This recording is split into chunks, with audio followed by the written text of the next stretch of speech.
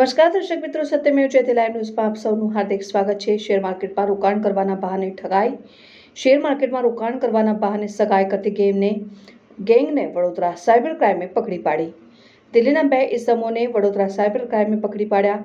Share માર્કેટમાં રોકાણ કરવાના બહાને લોકો સાથે કરતા હતા ઠગાઈ। લોકોને વોટ્સએપ ગ્રુપમાં જોડવામાં આવતા અને શેર માર્કેટમાં રોકાણ અંગેની ટિપ્સ આપવામાં આવતી।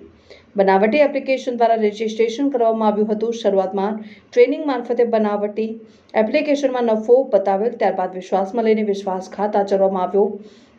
વિશ્વાસમાં આવેલા લોકોની પાસેથી વધુ રોકાણ કરાવવામાં આવતું હતું। એપ્લિકેશનમાં આઈપીઓ એલોટમેન્ટ લાગ્યું છે તેમ દર્શાવવામાં આવ્યું હતું। અલગ અલગ કંપનીના શેર ખરીદવા તેમજ આરટીઓ ખરીદવાના બહાને 15,70,000 રૂપિયા ફરિયાદી પાસે અલગ અલગ બેંક એકાઉન્ટમાં ભરાવડાયા। ફરિયાદી પાસે અલગ અલગ બેંક એકાઉન્ટમાં ભરાવડાવી તે પૈકી રૂપિયા 2 લાખ ફરિયાદીના બેંક ખાતામાં પરત જમા કરાવી વિશ્વાસમાં લઈ બાકીના નાણાં ફરિયાદીને પરત ન કર્યા। ફરિયાદીને પોતાની સાથે રૂપિયા 13,70,000 નાણાકીય છેતરપિંડી થયેલી નોંધાવી ફરિયાદ।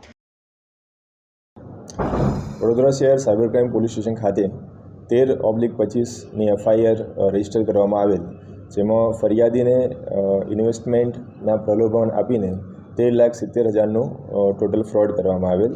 જે બાબતે અગાઉ 4 આરોપીઓ પકડાયેલ અને એમની પાસેથી 5.5 લાખ રૂપિયા, 20થી વધુ મોબાઈલ અને 25 પાસબુક કબજે કરવામાં આવેલ।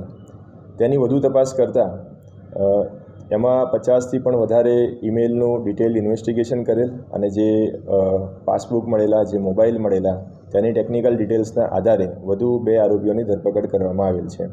આ કેસમાં મોડસ ઓપરેન્ડી એ પ્રકારે છે કે આમાં જે આરોપીઓ છે એ 3 અલગ અલગ લેવલ પર કામ કરે છે।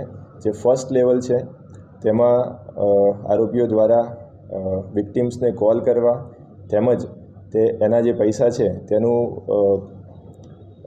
ડેટા એન્ટ્રી કરીને એકબીજા ખાતામાં ટ્રાન્સફર કરાવવાનું કામ કરવામાં આવે છે, જેમાં 4 આરોપીઓ અગાઉ ધરપકડ કરવામાં આવેલ।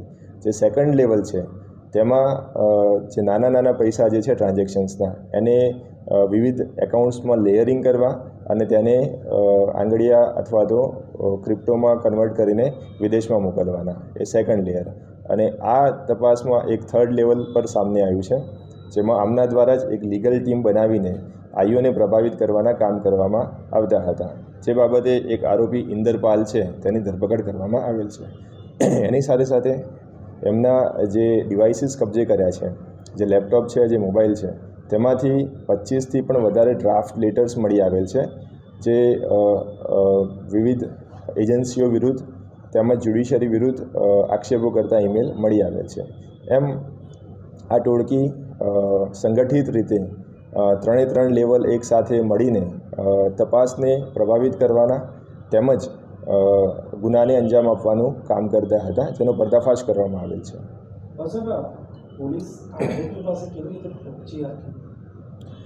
ટેકનિકલ અને હ્યુમન ઇન્ટેલિજન્સથી અને અગાઉ અમને જે પણ ડિવાઇસીસ કબજે કર્યા હતા તેમજ જે અમને 50થી પણ વધુ મેઇલ આઈડી આમાં મળી આવેલ, તે તમામનું ઇન્વેસ્ટિગેશન કરતા અને તેની ઇન્ટરલિંકેજીસ ડેવલપ કરતા આરોપીઓની ધરપકડ કરવામાં આવેલ છે। તેની વધુ તપાસ જારી છે, પરંતુ આ લોકો એકબીજાને મળીને સંગઠિત રીતે કામ કરતા હતા। દિલ્હી ખાતેથી ઓપરેટ થતું હતું।